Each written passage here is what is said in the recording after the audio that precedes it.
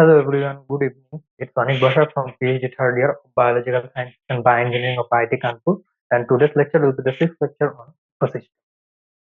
শেষ দিন আমরা পড়েছিলাম যে ইকোসিস্টেমে যে বিভিন্ন রকমের উপাদানগুলো রয়েছে, জীবজ উপাদান, যাদেরকে আমরা কিরকম ভাবে ভাগ করেছিলাম। কোনো একটা ইকোসিস্টেমের জীবজ উপাদানদেরকে আমরা কি অর্থে শ্রেণীবিভাগ করেছিলাম। জীবজ উপাদানদের টেট্রিভোর আর দুই কি, উৎপাদক আর খাদক। তো উৎপাদক, খাদক, ডেট্রিভোরটা আলাদা জিনিস। উৎপাদক এবং খাদকের উপর ভিত্তি করে কিন্তু কি বলা হয়েছিল, যে এদের যে সংখ্যা, এদের যে ওভারঅল বায়োমাস এবং এদের মধ্যে যে পরিমাণ শক্তি অবস্থান করে, স্থিতিশক্তি, তাদেরকে যদি আমরা এরকম এক একটা করে আয়তাকার ব্লক হিসাবে যদি ধরি একে অপরের সাথে বা পরপর, তাহলে কি দেখবো, যে প্রাথমিক উৎপাদকদের বায়োমাস, এনার্জি এবং সংখ্যা ন্যাচারালি কোনো একটা ইকোসিস্টেমে সব থেকে বেশি পরিমাণে থাকে। এবং তারপর কি থাকে, প্রাথমিক খাদকের সংখ্যা হবে বা বায়োমাস, তারপর গৌণ খাদক এবং তারপর সর্বোচ্চ খাদক। অর্থাৎ আহ কোনো একটা ইকোসিস্টেমে, ধরা যাক প্রথমে কোনো একটা ঘাস রয়েছে, সেটা থেকে ফড়িং ধরো, ফড়িং থেকে ব্যাং, ব্যাং থেকে সাপ, সাপ থেকে বাজ পাখি, এখান থেকে ধরে নাও পেঁচা, এখান থেকে ধরে নাও আবার বাঘ বা শেয়াল, এখান থেকে ধরে নাও বাঘ। এখানে কিন্তু দেখা যাচ্ছে যে এই যে তোমাদেরকে খাদ্য শৃঙ্খলটা দেখালাম, এখানে কিন্তু ন্যাচারালি চারজন নেই। এমনটা নেই যে প্রাথমিক খাদক, গৌণ খাদক এবং প্রগৌণ খাদক বা সর্বোচ্চ খাদক নেই।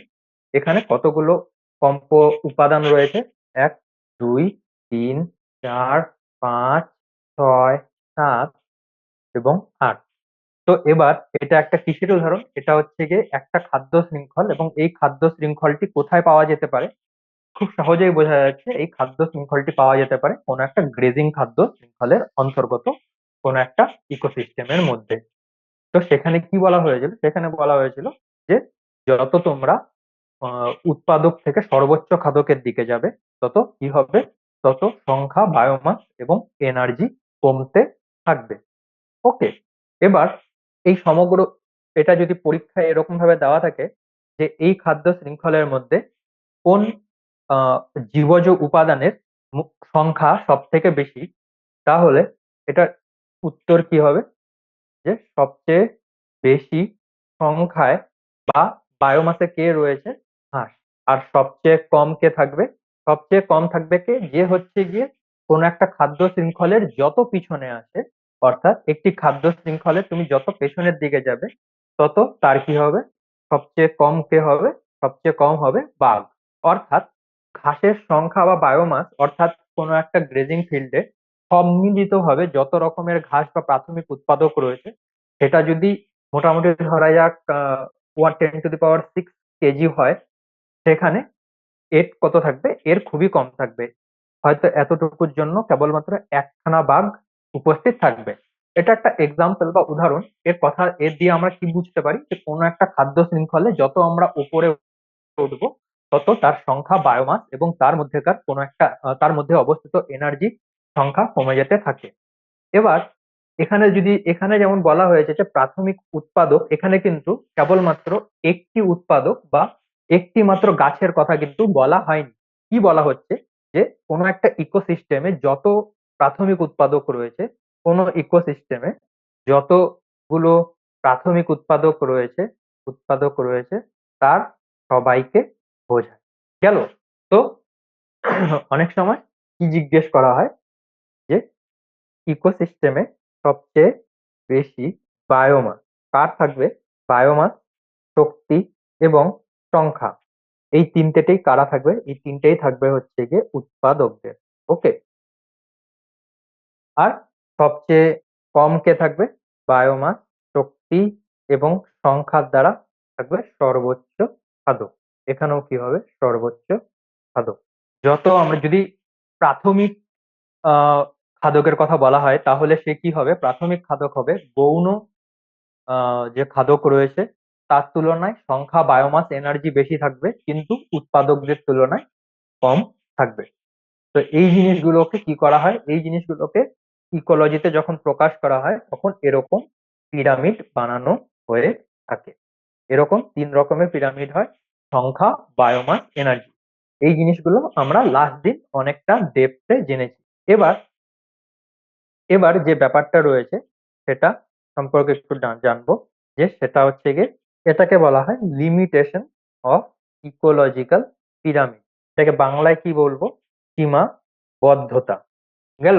তো ইকোলজিক্যাল পিরামিডে এমন কি কি জিনিস রয়েছে যেটা ইকোলজিক্যাল পিরামিড থেকে আমরা জানতে পারি না, অর্থাৎ কোন কোন জায়গায় ইকোলজিক্যাল পিরামিডটা আমাদেরকে সঠিকভাবে জানাতে দেয় না।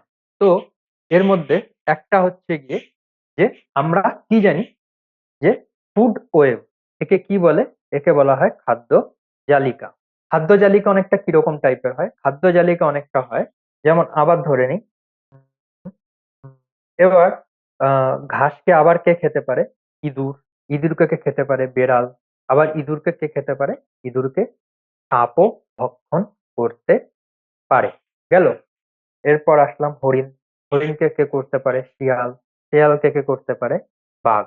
এবার আরো নিচে নিয়ে যাই, দেখা গেল এখানে কি হলো? খরগোশ। খরগোশটাকে কে ভক্ষণ করতে পারে? শেয়াল। আবার ডাইরেক্ট বাঘও ভক্ষণ করতে পারে। তো যে ইকোলজিক্যাল, তো এখানে আমরা কি দেখতে পাচ্ছি? এখানে আমরা দেখতে পাচ্ছি একটা জিনিস, যে হুম, আবার এরকম ধরা যাক, এরকম অনেক প্রাণী আছে, যেমন ধরে যাওয়া যাক চড়ুই পাখির কথা আমরা যদি ভাবি। হুম। সে কি করে? সে ঘাসও খেতে পারে, এবং আবার কি করে, অনেক সময় ঘাসের মধ্যে যে পোকারা থাকে তাদেরকেও ভক্ষণ করতে পারে। অ্যাকচুয়ালি চড়ুই পাখি তো ঘাস খায় না, এরা কি খায়? ফল বাগেরা খেয়ে থাকে। ওকে। তো এখানে কি একটা জিনিস দেখা যাচ্ছে, যে এই ক্ষেত্রে যেমন ঘাস প্রাথমিক উৎপাদক, সেখান থেকে হরিণ প্রাথমিক খাদক, হরিণ থেকে কি ডাইরেক্ট এবং শিয়াল হরিণকে ডাইরেক্ট বাঘও ভক্ষণ করতে পারে। তো একটা জিনিস দেখা যাচ্ছে, যে আমরা যতটা সহজভাবে খাদ্য শৃঙ্খলকে দেখছিলাম, ব্যাপারটা কিন্তু সেরকম নয়। খাদ্য শৃঙ্খল আমরা যেরকম ভাবে জানি যে একটার পর একটা প্রাণী আসতে থাকবে, ব্যাপারটা কিন্তু সেরকম হয় না। একটা ইকোসিস্টেমে কোনোদিন সরল খাদ্য শৃঙ্খল দেখা যায় না, বরঞ্চ কিভাবে থাকে? ফুড ওয়েব হিসাবে অবস্থান করে। অর্থাৎ ইকোসিস্টেমে খাদ্য শৃঙ্খল সরল হয় না, বরং খাদ্য জালক হিসাবে অবস্থান করে। এর কথাটির অর্থটা কি? এর কথাটির অর্থ হচ্ছে, এখানে যেরকম দেখতে পাচ্ছ যে ইঁদুরটা ডাইরেক্ট সাপে চলে গেল, ইঁদুরটা ডাইরেক্ট বাজ পাখিতেও যেতে পারতো, ইঁদুরটা বেড়ালে কি জানি বলে শেয়ালের উপরে যেতে পারতো। তো একটা কেমন জালকের ন্যায় বিন্যাস তৈরি হয় যখন আমরা এই ধরনের এইভাবে কোন একটা ইকোলজিক্যাল সিস্টেমের সমস্ত জীবজ যে উপাদানগুলো রয়েছে তাদেরকে যখন আমরা খাদ্য এবং খাদকের পরিভাষায় বা খাদ্য এবং খাদকের বেসিসে যখন ভাগ করি, তখন কিন্তু এরকম একটা জালিকাকার গঠন সে ধারণ করে। একে বলা হয় খাদ্য জালক, এবং ইকোসিস্টেমে কখনো খাদ্য শৃঙ্খল সরল হয় না, বরং খাদ্য জালক হিসাবে অবস্থান করে। কিন্তু খাদ্য জালক হিসাবে যদি অবস্থান করে, তাহলে একটা জিনিস দেখো, যে বাঘ যে রয়েছে সে এখানে 1 নম্বর, যদি আমরা এই খাদ্য শৃঙ্খলটাকে কাউন্ট করি, এ, অন্য কালারে করা যেতে পারে গ্রিন, বি, সি, ডি, ই এবং এফ। তো কোন একজন খাদ্য শৃঙ্খলে কত নম্বর খাদ্য হচ্ছে গিয়ে বাঘ? 6 নম্বর। ওকে, ঠিক আছে, ভালো কথা। আবার এই জিনিসটা এই রকম ভাবে তুলনা করি, তখন ঘাস হচ্ছে গিয়ে 1, হরিণ হচ্ছে গিয়ে 2, শিয়াল হচ্ছে গিয়ে 3, বাঘ হচ্ছে গিয়ে 4। তো একটা জিনিস দেখো, আবার অন্যদিকে চড়ুই পাখিরটা কি বললাম, যে চড়ুই পাখি কি করতে পারে? যে ডাইরেক্ট কোনো ফল আরোহণ করতে পারে। ফল যদি আরোহণ করে, অর্থাৎ সে যদি ভেজিটেরিয়ান হয় বা সে যদি ভেজিটেবলকে খাদ্য হিসাবে গ্রহণ করে, যেমন মানুষও কি মানুষের মতো, তাহলে সেটা কি হয়? এটা প্রাথমিক খাদক হিসাবে গণ্য করা হয়। অন্যদিকে সেই পাখিটি অর্থাৎ চড়ুই পাখি আবার কি করতে পারে? কোনো পোকাকেও খাদ্য হিসাবে গ্রহণ করতে পারে। তো একদিকে এ যেমন প্রাইমারি কনজিউমার, অন্যদিকে কি হয়ে যাচ্ছে? এটা গৌণ খাদকেও পরিণত হচ্ছে। তো ইকোসিস্টেমে আমরা কোনো একটা পার্টিকুলার খাদ্য শৃঙ্খলে যাকে প্রাথমিক খাদক হিসাবে দেখি, হয়তো অন্য কোনো একটা খাদ্য শৃঙ্খলে সে প্রাথমিক খাদক নয়, সে হয়তো আহ গৌণ খাদক হতে পারে। তো এর জন্য একটা কি হয়? এর জন্য বলা হয় এর জন্য কি বলা হয় যে কোনো ইকোসিস্টেমে কোনো প্রাণীর পুষ্টি স্তর, পুষ্টি স্তর মানে কি ট্রপিক লেভেল। ট্রপিক লেভেল কোনগুলো? ট্রপিক লেভেল হচ্ছে এই যে এগুলো এক একটা ট্রপিক লেভেল। এটা এক, প্রাথমিক উৎপাদক; দুই, প্রাথমিক খাদক; তিন, গৌণ খাদক; চার, সর্বোচ্চ খাদক। এগুলো হচ্ছে গিয়ে পুষ্টি স্তর। তো এর জন্য বলা হয় যে কোনো ইকোসিস্টেমে কোনো প্রাণীর পুষ্টি স্তর সব সময় এক হয় না। যদি এক না হয় তাহলে আমরা যে এতক্ষণ ধরে ডিসকাস করছি যে উৎপাদক, প্রাথমিক খাদক, গৌণ খাদক এরকম হিসাবে থাকতে পারে। এবার এই এক্সাম্পলটা থেকে যদি তুমি চড়ুই পাখির কথা চিন্তা করো, তাহলে চড়ুই পাখিটি কি? চড়ুই পাখিটি যেমন একাধারে প্রাথমিক খাদক, অন্যদিকে কি হবে? এটা গৌণ খাদকও হতে পারে। ওকে, তো এর জন্য বলা হয়, কি বলা হয়, যে খাদ্য পিরামিড তৈরির সময় কোনো প্রাণীকে একটি নির্দিষ্ট পুষ্টি স্তরে রাখা হয়, কিন্তু বাস্তবে সেই প্রাণীটি একাধিক পুষ্টি স্তরে অবস্থান করতে পারে। ওকে, এটা হচ্ছে গিয়ে পিরামিডের প্রথম সমস্যা। কি সমস্যা? যে ইকোসিস্টেমে সবাই খাদ্য জালক রূপে অবস্থান করে, কিন্তু আমরা যখন পিরামিড হিসাবে বলি তখন সেটাকে খাদ্য জালক হিসাবে আর গণ্য করি না। ওকে, দুই নম্বর কি? দুই নম্বর হচ্ছে গিয়ে ডেট্রিভোর। আমরা মনে আছে কিছুদিন আগে খাদ্য শৃঙ্খল পড়বার সময় আমরা ডেট্রিভোর এবং স্যাপ্রোফাইটদের সম্পর্কে জানতে পারি। ডেট্রিভোর এবং স্যাপ্রোফাইট এরা কারা? তো ডেট্রিভোর এবং স্যাপ্রোফাইট মৃত জৈব বস্তুকে খাদ্য হিসাবে গ্রহণ করে, কিন্তু এদেরকে প্রাথমিক গবেষণার প্রথমে স্থান দেওয়া হয়নি। এই কথাটির অর্থটা কি? এই কথাটির অর্থ হচ্ছে গিয়ে একটা সময় পর্যন্ত ডেট্রিভোর এবং স্যাপ্রোফাইট এরা যে এই ধরনের যে প্রাণী বা জীবেরা রয়েছে তারা অ্যাকচুয়ালি কিরকম ভাবে, কিরকম অর্থাৎ অ্যাকচুয়ালি তাদের কোনো একটা ইকোলজিক্যাল শ্রেণীতে বা খাদ্য তালিকায় কোথায় থাকবে সেটা কিন্তু বুঝতে পারা যাচ্ছিল না। যেমন এখানে কি রয়েছে? প্রাথমিক খাদক, সরি, প্রাথমিক উৎপাদক, প্রাথমিক খাদক, গৌণ খাদক, সর্বোচ্চ খাদক এরকম রয়েছে, কিন্তু এখানে কিন্তু তুমি কোনো রকমের ডেট্রিভোর খাদ্য শৃঙ্খল কিন্তু দেখতে পারছো না। ওকে, এর কারণটা কি? এর কারণটা হচ্ছে প্রথম দিককার যারা ইকোলজিস্টরা ছিলেন তারা ডেট্রিভোর এবং স্যাপ্রোফাইটকে কোনো একটা খাদ্য পিরামিডের কোন জায়গায় রাখবে সেটা তারা বুঝে উঠতে পারেনি। তার জন্য এই জিনিসটাকে কি বলা হয়, যে খাদ্য পিরামিডের এটা একটা অসুবিধে। ওকে, তো এই দুটোকে তোমরা খাদ্য পিরামিডের লিমিটেশন বা সীমাবদ্ধতা হিসাবে প্রকাশ করতে পারো। এরপর যেটা থাকবে সেটা হচ্ছে গিয়ে ইনভার্টেড পিরামিড। ওকে, ইনভার্টেড পিরামিডটা কোথায় দেওয়া আছে? এখানে বায়োমাসের কি বলা হচ্ছে? উল্টোনো পিরামিড। বায়োমাসের উল্টানো পিরামিড। তো বায়োমাসের উল্টোনো পিরামিড কথাটার অর্থটা কি? আমরা জানি যে যখনই আমরা কোনো ইকোসিস্টেম নিয়ে ডিসকাশন করব, চোখ বন্ধ করে সেই জায়গাটাতে আমরা কি বলতে পারি, যে প্রাথমিক উৎপাদকের সংখ্যা সব সময় বেশি থাকবে, তাদের বায়োমাস বেশি হবে, প্লাস তারা কি করবে, তাদের মধ্যে অবস্থিত স্মৃতিশক্তির পরিমাণও বেশি হবে। এবং যত ধীরে ধীরে আমরা সর্বোচ্চ খাদকের দিকে যাব তত কিন্তু কি হতে থাকে, তত সেই আহ শক্তি, সংখ্যা এবং বায়োমাসের যে পরিমাণ সেটা কিন্তু ধীরে ধীরে হ্রাস পায়। কিন্তু এই ঘটনার একটা ব্যতিক্রম হচ্ছে গিয়ে ইনভার্টেড পিরামিড। তো ইনভার্টেড পিরামিড কোথায় পাওয়া যায় সেটা দেখি। কোথায় পাওয়া যায়? যে জলজ বাস্তুতন্ত্রে বায়োমাসের উল্টানো পিরামিড, জলজ বাস্তুতন্ত্রে বায়োমাসের উল্টানো পিরামিড পাওয়া যায়। তো উল্টানো পিরামিডটা দেখতে কিরকম হয়? উল্টানো পিরামিডটা দেখতে অনেকটা হয় এইরকম। ওকে, প্রডিউসার যারা তারা কি হতে পারে? ফাইটোপ্ল্যাঙ্কটন বা অন্য ফাইটোপ্ল্যাঙ্কটন, যারা কারা, যারা হচ্ছে গিয়ে কোন একটা জলজ জীবের জলজ বাস্তুতন্ত্রে উৎপাদকের কাজ করে। এরপর কারা আছে? কারা আসে সেটা হচ্ছে হার্বিভোর। হার্বিভোর বা কারা? জুপ্ল্যাঙ্কটন।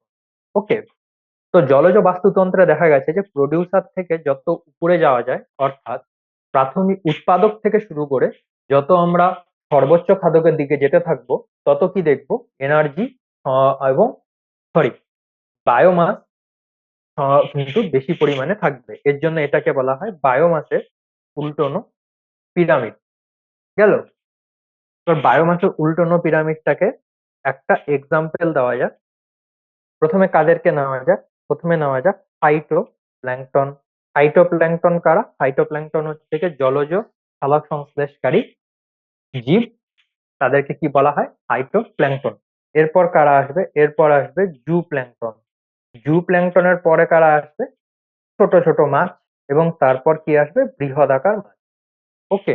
এবার আমাদের গ্রেজিং খাদ্য শৃঙ্খল অনুসারে কিন্তু খাদ্যের পিরামিডটি হওয়া উচিত ছিল এরকম: উৎপাদক বেশি, তারপর ধীরে ধীরে ধীরে ধীরে সর্বোচ্চ খাদক কি হয়ে যায়, তাদের সংখ্যা, বায়োমাস এবং এনার্জি ধীরে ধীরে কমে গেছে।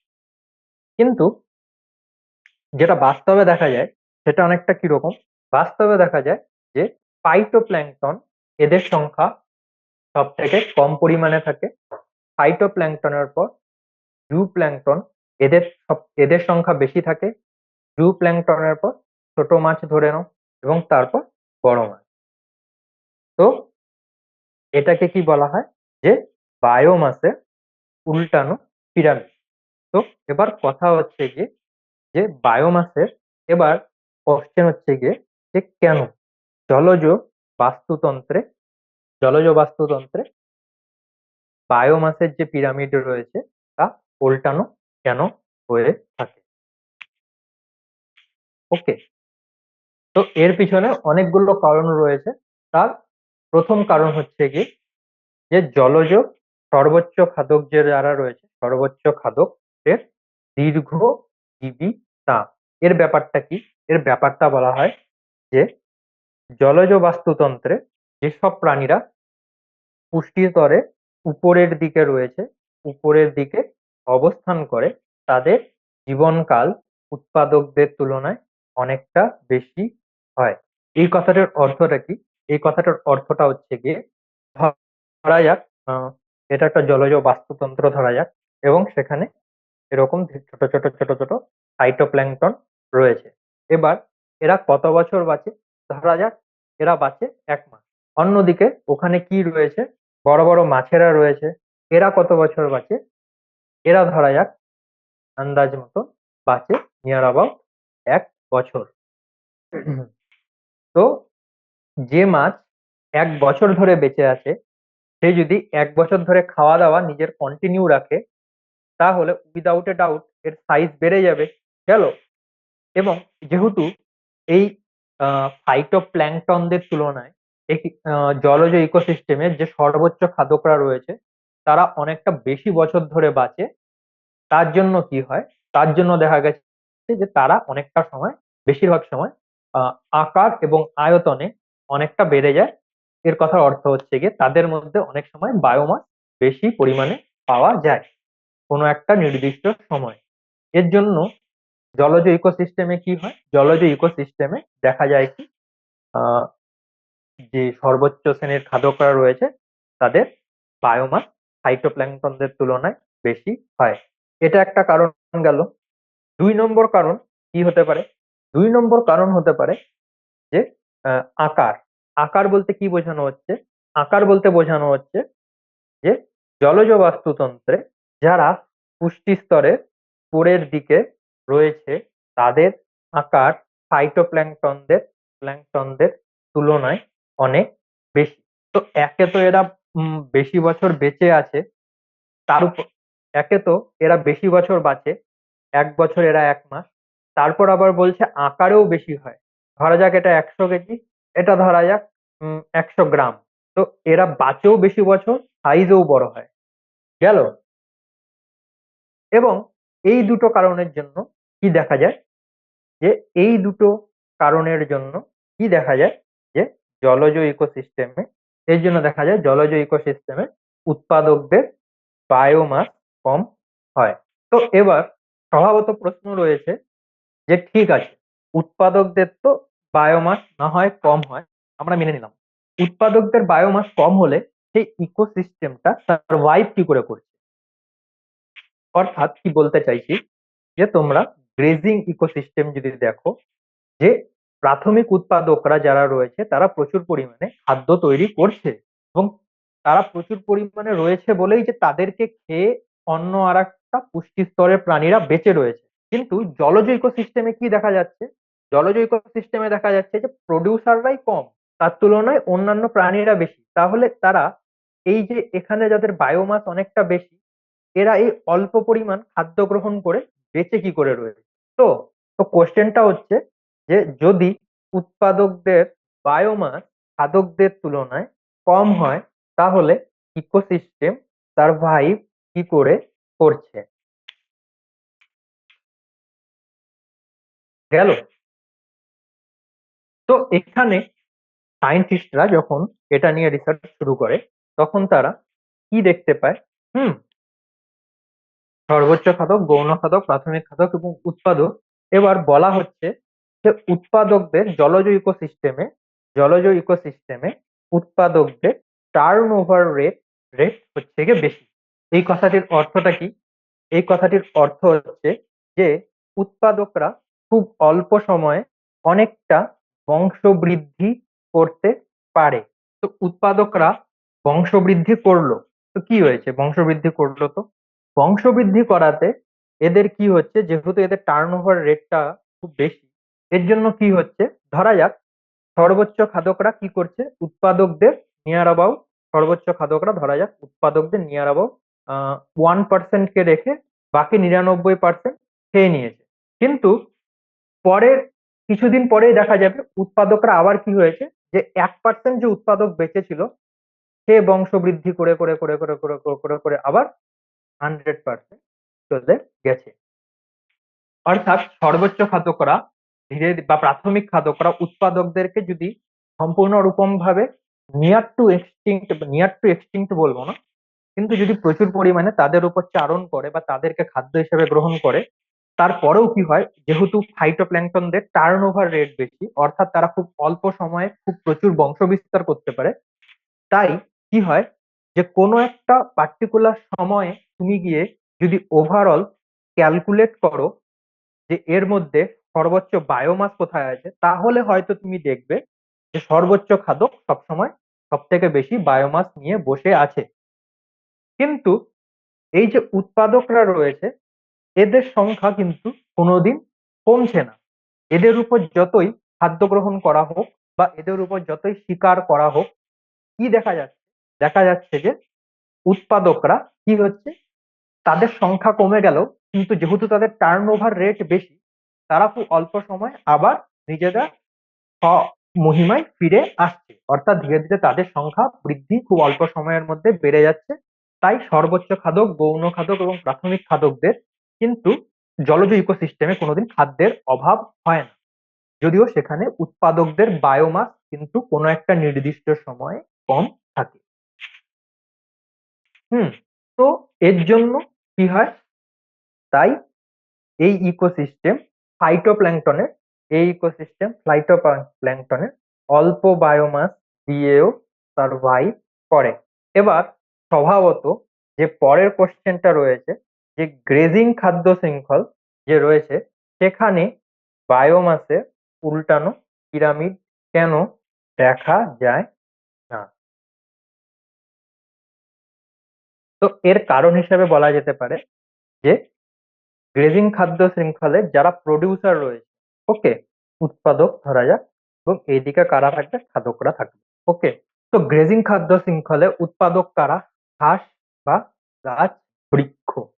এবার ঘাস হচ্ছে মেইনলি থাকে, কিন্তু যদি আমরা পরদিন যেটা আমরা নিয়ে আলোচনা করব, ইকোলজিক্যাল সাকসেশন, ইকোলজিক্যাল সাকসেশনে আমরা কি দেখব, যে কোনো এলাকা যদি রয়ে থাকে, সেটা কিন্তু ধীরে ধীরে ধীরে ধীরে অন্য একটা কমিউনিটি দ্বারা অধিকৃত হয়। এই জিনিসটা আমি কি বললাম, সেটার একটা এক্সাম্পল হিসেবে বলা যেতে পারে যে যে জায়গাটা এখন তৃণভূমি রয়েছে, হয়তো সেখানে পরবর্তীকালে, মানে এটারই সম্ভাবনা বেশি যে সেখানে ধীরে ধীরে আরো শক্তিশালী উদ্ভিদ প্রজাতি থেকে যাবে। এবার ঘাসেদের তুলনায় যে কোনো রকমের বৃক্ষ বা গুল্ম জাতীয় যে গাছেরা রয়েছে, তারা কিন্তু অনেকটা বেশি শক্তিশালী এবং তারা অনেকটা বছর বেশি বাঁচে। তো জলজ খাদ্য জলজ ইকোসিস্টেমের সম্পর্কে যেটা বলেছিলাম, যে উৎপাদকদের কি হয়, উৎপাদকদের একে তো আকার ছোট থাকে এবং তারা লাইফ স্প্যানও খুব কম থাকে। কিন্তু গ্রেজিং খাদ্য শৃঙ্খলে বৃক্ষ এবং গুল্ম এদের আকার কিন্তু মোস্ট অফ দা প্রাথমিক যে খাদক রয়েছে, যেমন হরিণ বা খরগোশ হয়ে গেল তাদের, বা ব্যাঙ, তাদের তুলনায় কিন্তু গাছেদের বা উৎপাদকদের আকার এবং জীবন কাল দুটোই কিন্তু বেশি। ওকে। এবং এর জন্য কি হয়, যে উৎপাদকদের সংখ্যা কোনোদিন এতটা নিচে নেমে যায় না কোনো একটা ইকোসিস্টেমে গ্রেজিং খাদ্য শৃঙ্খলের ক্ষেত্রে, যে সেটা প্রাথমিক খাদকদের তুলনায় কম বায়োমাস বহন করে। অর্থাৎ প্রাথমিক খাদকরা গ্রেজিং খাদ্য শৃঙ্খলে কোনোদিন উৎপাদককে নিজেদের থেকে কম বায়োমাসে নিয়ে আসতে পারবে না, সে তারা যতই গ্রেজিং করুক। ওকে। গ্রেজিং করা মানে চড়ানো, গরু যেমন ঘাস খায় সেরকম, যতই তারা ঘাস খেয়ে পেলো কোনোদিন উৎপাদকদের সংখ্যা কিন্তু তাদের নিচে আসবে না। এবং এই জন্যই কি হয়, এই জন্য গ্রেজিং খাদ্য শৃঙ্খলে কি দেখা যায়, যে কখনো আমরা বায়োমাসের উল্টোনো পিরামিড দেখতে পাই না। যেটা আমরা বায়োমাসের উল্টোনো পিরামিডটা যেটা আমরা দেখতে পারি কোথায়, জলজ ইকোসিস্টেমের ক্ষেত্রে। তো এই ছিল ওভারঅল তোমাদের সিলেবাসে থাকা পিরামিড, খাদ্য পিরামিডের ওভারঅল যা যা আহ, বলা হয়েছিল সেগুলো, বা সিলেবাসে এইটুকুই রয়েছে বলা যেতে পারে। এরপরে যেটা রয়েছে সেটা হচ্ছে বাস্তুতান্ত্রিক পর্যায়ক্রম। তো বাস্তুতান্ত্রিক পর্যায়ক্রম জিনিসটা কি সম্পর্কে একটু ধারণা দিয়ে রাখি। যেরকম এখন শুরু করা হয়, সবার প্রথমে কোনো একটা উদাহরণ দিয়ে শুরু করা হয় এবং তারপর ধীরে ধীরে ধীরে সেটাকে আমরা ব্যাখ্যা করি। তো বাস্তুতান্ত্রিক পর্যায়ক্রম থেকে কি বলা হয়, ইকোলজিক্যাল সাকসেশন। বায়োলজিক্যাল পর্যায়ক্রম বা ইকোলজিক্যাল সাকসেশনকে কি বলা যেতে পারে, যে একটু দেখা যাক জিনিসটা কি। ধরা যাক কোনো একটা জায়গায় কি হয়েছে, অগ্নুৎপাত বা ভলকানিজম হয়েছে। হুম। এবার ধীরে ধীরে কি হয়েছে, সাপোজ এটা একটা পাহাড়, এখান থেকে ধীরে ধীরে ধীরে অগ্নুৎপাত হয়ে হয়ে হয়ে এই জায়গাতে যত পশু পাখি গাছপালা ছিল সবাইকে মেরে দিয়েছে। এবং তারপর এই লাভাটা কি হয়েছে, লাভাটা ধীরে ধীরে ধীরে ধীরে ধীরে ধীরে ধীরে ধীরে ঠান্ডা হয়ে গেল। তো এখানে কি সিচুয়েশন, এখানে সিচুয়েশনটা হচ্ছে গিয়ে, যে একটা এলাকা পড়ে রয়েছে, যে এলাকাটাতে কি রয়েছে, কোনো রকমের জীবজ উপাদান নেই। কেন?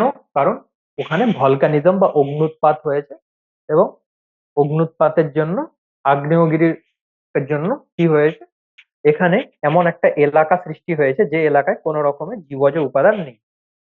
তো এবার পরিবেশবিদদের কথা হচ্ছে গিয়ে, যেখানে কোনো প্রাণ নেই সেখানে বাইরের থেকে যখন প্রাণেরা ধীরে ধীরে বসবাস শুরু করবে তখন তারা কিভাবে সম্পন্ন করে।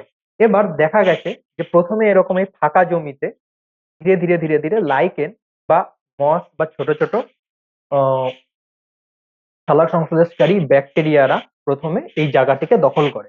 এই জায়গাটিকে দখল করে তখন তারা জায়গাটাকে অনেকটা উপযুক্ত করে, এবং এই উপযুক্ত জায়গায় ধীরে ধীরে কি করে, যে আস্তে আস্তে আস্তে আস্তে আস্তে আস্তে আস্তে ছোট ছোট ছোট ছোট কিছু কিছু ফার্ন টাইপের গাছ দেখা যায়।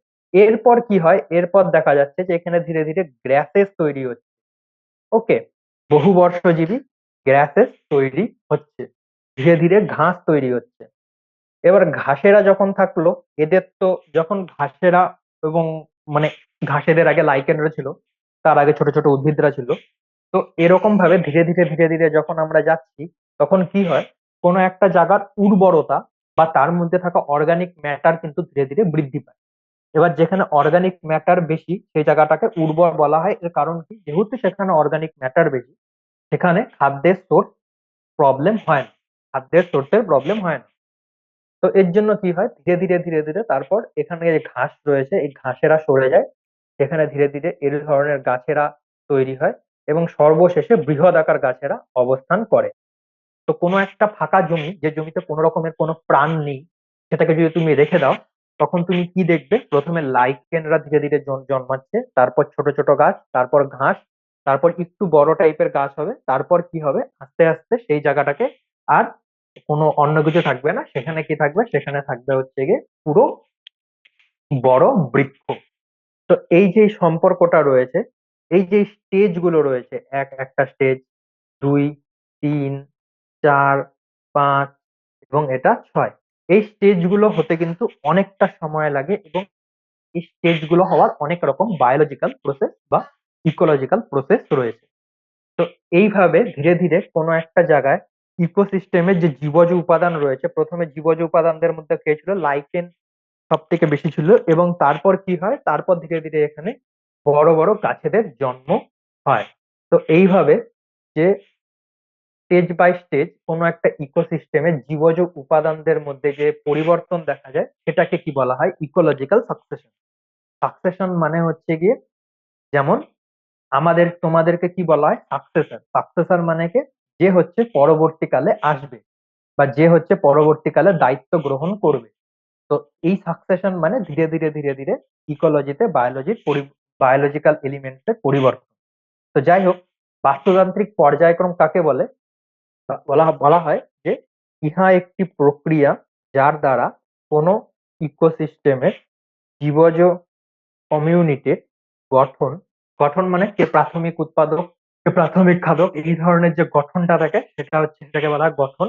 এবং কম্পোজিশনকে কি বলা যেতে পারে? উম জীবজ কমিউনিটির গঠন। তো এখানে কোন শব্দটাকে ব্যবহার করা হয়েছে? উপাদান। তো গঠন, ইকোসিস্টেমে জীবজ কমিউনিটির গঠন এবং উপাদান, যার দ্বারা কোন ইকোসিস্টেমে জীবজ কমিউনিটির গঠন এবং উপাদান পরিবর্তিত হয় তাকে বলে বাস্তুতান্ত্রিক পর্যায়ক্রম। গেল। এই হচ্ছে গিয়ে ওভারঅল বাস্তুতান্ত্রিক পর্যায়ক্রম। ধীরে ধীরে ধীরে ধীরে ধীরে ধীরে ধীরে কি হচ্ছে, ইকোসিস্টেম কিন্তু আগের মতোই রয়ে গেছে, ইকোসিস্টেমটা কিন্তু চেঞ্জ হচ্ছে না, সেই জায়গাটা কিন্তু চেঞ্জ হচ্ছে না। কিন্তু সেই জায়গাটাতে যে ইকোসিস্টেমের যে জীবজ উপাদানগুলো ছিল, প্রথমে ছিল লাইকেন, তারপর ছোট প্ল্যান্ট, তারপর বড়, তারপর আসলো হচ্ছে গিয়ে গ্রাসেস, তারপর আসলো বড় বড় উদ্ভিদ, এবং তারপর একদম বৃক্ষ জাতীয় উদ্ভিদ। তো এইভাবে ধীরে ধীরে ধীরে কি হলো, কোনো একটা ইকোসিস্টেমের যে উপাদান রয়েছে সেটা চেঞ্জ হয়ে গেল। এটাই হচ্ছে গিয়ে বাস্তুতান্ত্রিক পর্যায়ক্রম বা ইকোলজিক্যাল সাকসেশন। এবং এর সম্পর্কে আমরা পরদিন আরো ভালো রকম ভাবে পড়বো। আজকে আমি এখানে শেষ করছি। সকলে ভালো থাকবে। শুভ সন্ধ্যা। বাই।